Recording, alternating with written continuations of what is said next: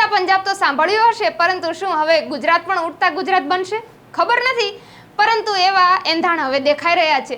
કારણ કે કેટલાક ધારાસભ્યો કેટલાક આક્ષેપો લઈને આવે છે અને એ આક્ષેપો જ્યારે સરકાર સામે જાય છે ત્યારે સરકાર તેનો કોઈ જવાબ નથી આપી શકતી. જે એવું લાગી રહ્યું છે કે સરકારના હોઠ ઉપર તો જાણે ફેવિક્વિક લાગેલી હોય.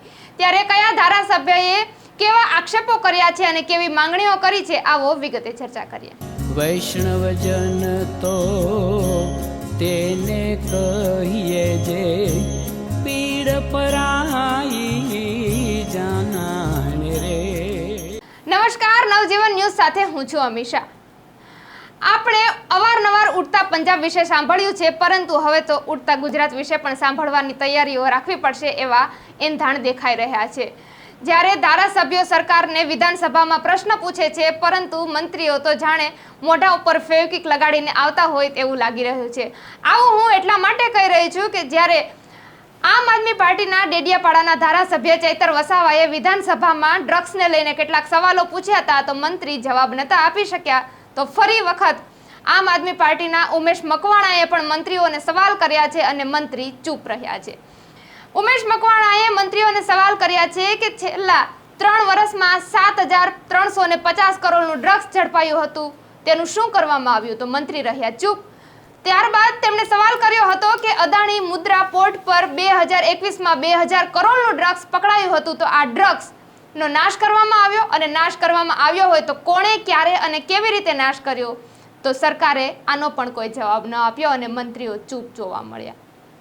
તો પહેલા તો આપણે ઉમેશ મકવાણાને જ સાંભળીએ કે જે 11 ઓક્ટોબર 2021 ના રોજ અદાણી પોર્ટ ખાતે જે 20,000 કરોડનું ડ્રગ્સ છે એનઆઈએ દ્વારા પકડવામાં આવ્યું હતું. હાલ એ જથ્થો ક્યાં છે અથવા એનો નિકાલ કરવામાં આવ્યો છે કે કેમ કરવામાં આવ્યો હોય તો કોના દ્વારા કરવામાં આવ્યો છે, તો આનો પ્રશ્ન હાલ મને હજી મળ્યો નથી. અને આના પ્રશ્ન મેં 1 વર્ષ પહેલા પણ પૂછવામાં આવ્યો હતો, એટલે કે ગૃહમંત્રી દ્વારા આનો કોઈ જવાબ હજી સુધી આપવામાં આવ્યો નથી. તમે જોયું છે કે ગુજરાતની અંદર કાયદો ખરેખર સમાન હોવો જોઈએ. એ પછી ગરીબ માટેનો કાયદો હોય તો ભલે, અમીરો માટેનો કાયદો હોય તો ભલે. અત્યારે મને ખુદને અનુભવ થાય છે કે ગુજરાતમાં જે કાયદો જે છે એ ગરીબો માટે અલગ હોય છે અને અમીરો માટે પણ અલગ હોય છે. એનો સ્પષ્ટપણે અનુભવ થાય છે. તમે જોયું છે કે માત્ર કોઈ ભૂલથી પણ કોઈના ઘરે દારૂની 1 બોટલ પકડાય તો એની ઉપર કાયદેસરની કાર્યવાહી થાય છે, એફઆઈઆર થાય છે. તો જ્યારે 20,000 કરોડનું ડ્રગ્સ જ્યારે અદાણી પોર્ટ ઉપર પકડવામાં આવે એનઆઈએ દ્વારા, તેમ છતાં ગુજરાતની પોલીસ દ્વારા નથી એની પૂછપરછ કરવામાં આવતી, નથી કોઈ પ્રકારના કાયદેસર પગલાં ભરવામાં આવતા અને નથી ગુના મારફત એનો કોઈ જવાબ આપવામાં આવ્યો. તો હાલ આ 20,000 કરોડનો ડ્રગ્સનો જે જથ્થો છે એ ક્યાં રાખવામાં આવ્યો છે અથવા તો એનો નાશ કરવામાં આવ્યો છે કે નથી આવ્યો. સાથોસાથ તમે જોયું છે કે આજે અમેરિકા અને ભારતના સંબંધો જે છે એ બગડી રહ્યા છે. એનું જો મુખ્ય કોઈ કારણ હોય તો એ માત્ર ને માત્ર અદાણી ગ્રુપના ચેરમેન માનનીય ગૌતમ અદાણીજી છે. તમે જોયું છે કે અમેરિકાની કોર્ટની અંદર 2,000 કરોડ ઉપરની લાંચો દેવાનો આરોપ લાગ્યા છે એમની ઉપર. અમેરિકાની કોર્ટમાં એનો સમન્સ નીકળ્યો છે. સમન્સ પર આપણે કોર્ટ દ્વારા, કેન્દ્ર સરકાર દ્વારા એને બજવણી પણ કરવામાં આવી છે. તેમ છતાં આપણી ગુજરાતની જે પોલીસ છે આજની સુધીમાં ગૌતમભાઈ અદાણીની નથી પૂછપરછ કરવામાં આવી, નથી એની ધરપકડ કરીને અમેરિકાને સોંપવાની વાત કરવામાં આવતી.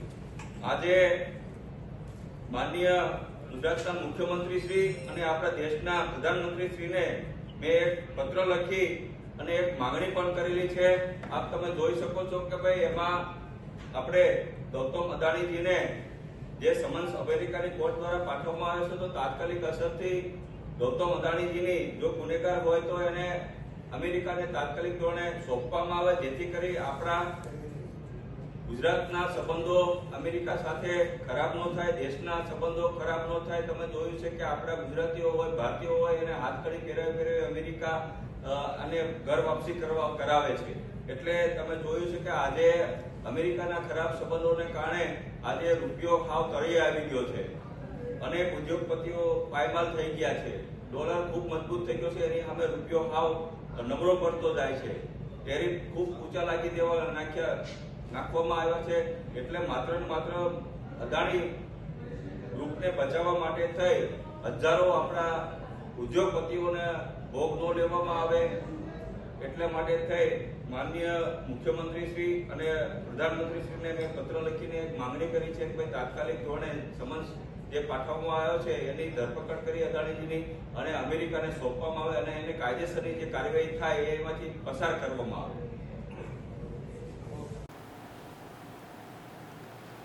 તો આ હતા ઉમેશ મકવાણા, જેમણે કેટલાય સવાલો કર્યા છે અને તેમનો જવાબ સરકાર નથી આપી શકી. તમે ઉમેશ મકવાણાને તો સાંભળ્યા, આના પહેલા તમે આમ આદમી પાર્ટીના ડેડિયાપાડાના ધારાસભ્ય ચૈતર વસાવાને પણ સાંભળ્યા. ત્યારે ચૈતર વસાવા અને ઉમેશ મકવાણા બંને ડ્રગ્સના મુદ્દાઓને લઈને જ આવી રહ્યા છે, છતાં પણ સરકાર તેમને સાંભળતી ન હોય અથવા તો સરકારે કાનમાં રૂ ભરાવ્યું હોય તેવું લાગી રહ્યું છે. કારણ કે પ્રશ્નો તો અવારનવાર રજૂ થાય છે, પરંતુ તેનો જવાબ કોઈ આવતો નથી, તેનું નિરાકરણ કોઈ આવતું નથી અને વારંવાર ડ્રગ્સના જ મુદ્દાઓ સ્ક્રીન ઉપર જોવા મળી રહ્યા છે. ત્યારે હવે એવું લાગી રહ્યું છે કે ડ્રગ્સ છોડો છોડો છોડો એવી જાહેરાતો પણ આપવી પડશે તો કદાચ સરકારને સંભળાશે. આ અંગે તમારું શું કહેવું છે? તમારા પ્રતિભાવો અમને કોમેન્ટમાં જરૂરથી જણાવજો. અત્યારે મને અને મારા સાથી આસિફ કાદરીને રજા આપશો. ફરી મળીશું નવી સ્ટોરી અને નવા અહેવાલો સાથે. ત્યાં સુધી તમે નવજીવન ન્યૂઝ ચેનલને લાઈક કરો, શેર કરો અને સબસ્ક્રાઇબ કરવાનું ભૂલતા નહીં. Well done. વૈષ્ણવજન તો તેને કહીએ જે પીડ પરાઈ.